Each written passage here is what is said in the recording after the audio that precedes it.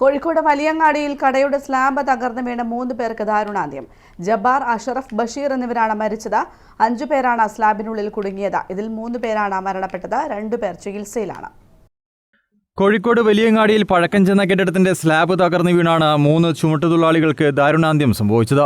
മുൻപ് passport office പ്രവർത്തിച്ചിരുന്ന കെട്ടിടത്തിന്റെ സ്ലാബാണ് തകർന്നു വീണത്. 5 പേരായിരുന്നു സ്ലാബിനടിയിൽ കുടുങ്ങിയത്. നാട്ടുകാരും ഫയർഫോഴ്സും ചേർന്നാണ് സ്ലാബിനടിയിൽ കുടുങ്ങിക്കിടന്ന തൊഴിലാളികളെ പുറത്തെടുത്തത്. പരിക്കേറ്റവരെ ഉടൻ ബീച്ച് ആശുപത്രിയിൽ എത്തിച്ചെങ്കിലും 3 പേർ മരണപ്പെടുകയായിരുന്നു. കിനാശ്ശേരി സ്വദേശി ജബ്ബാർ, അത്തോളി സ്വദേശികളായ അഷ്റഫ്, ബഷീർ എന്നിവരാണ് മരിച്ചത്. അഷ്റഫും ബഷീറും ഗാമ ട്രേഡേഴ്സ് എന്ന സ്ഥാപനത്തിൽ ജോലി ചെയ്യുന്നവരാണ്. 3 പേരുടെയും മൃതദേഹങ്ങൾ ബീച്ച് ആശുപത്രിയിൽ സൂക്ഷിച്ചിരിക്കുകയാണ്. പരിക്കേറ്റ 2 പേരെ കോഴിക്കോട് മെഡിക്കൽ കോളേജ് ആശുപത്രിയിലേക്ക് മാറ്റി. കോർപ്പറേഷന്റെ ഉടമസ്ഥതയിലുള്ള കെട്ടിടത്തിലാണ് അപകടം സംഭവിച്ചത്.